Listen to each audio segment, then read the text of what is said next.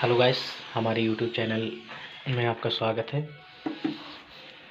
तो गाइस, यहाँ पर हम वाटर प्रूफिंग का काम कर रहे हैं। देखिएगा, ये हमने केमिकल डॉक्टर फिक्सर से इसकी पुताई कर रहे हैं। इससे पहले हमने ये रिपेयर की थी गाइस, और ये काम इसलिए किया जा रहा है क्योंकि इसमें सीलन नहीं है। देखिएगा, ये बाथरूम है, इसमें कहीं पर भी सीलन नहीं आएगी ये काम की वजह से, और ना ही जो नोनी बोलते हैं वो लग जाती दीवारों में, वो लगेगी। तो गाइस, यदि आपके लिए भी वाटर प्रूफिंग का काम करना है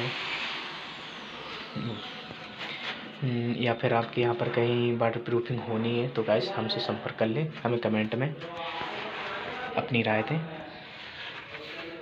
और यदि आप हमारे चैनल पर नए हैं तो हमारे चैनल को सब्सक्राइब करें। जय श्री राधे।